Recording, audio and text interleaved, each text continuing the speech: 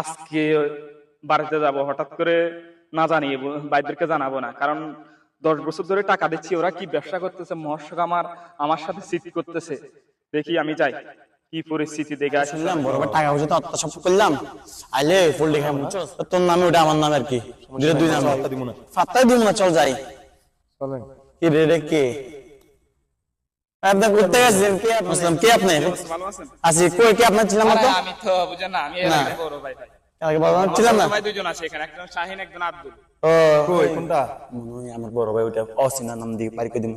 ও ভাইয়া চিনেন আপনারে? চিনেন না? চিনেন না? আমরা সাদা চাইতে আসছে এখানে। সাদা সাথে মনে সম্ভবত। ওরে আমার ছোট আব্দুল। না না না শাহিন না, আব্দুল্লাহ আব্দুল্লাহ আব্দুল্লাহ আব্দুল্লাহ। তোমরা আমাদের চিনতেছো না ভাই? না ভাই না বুঝলাম না ভাই, বুঝলাম না। তোর ভাই কি বলো? কি আপনাদের বাড়ি করে আরে দিতে? ভাই, এই, 10 বছর ধরে শুনে এসো। টাকা ইনকাম করে। দেখো তোর ভাই করে কি দেবে? এই আমার তো এই রে গাদ্দারি বের করে দাও। চাঁদাবাজ করতে আসে, আরে ভাই, আমি তো আরে 10 বছর ধরে আমরা এখানে এসে বলছি চাঁদাবাজ আরে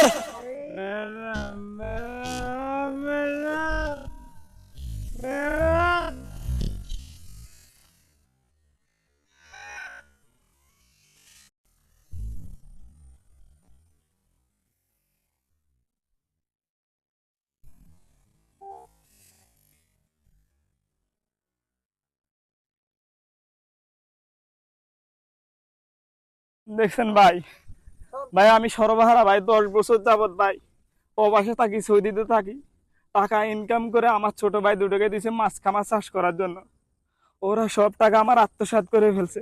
এখন আমি হঠাৎ করে না জানিয়ে ওদের কাছে আসলাম, ওরা আমাকে অপরিচয় দিচ্ছে, পরিচয় দিচ্ছে না আমার।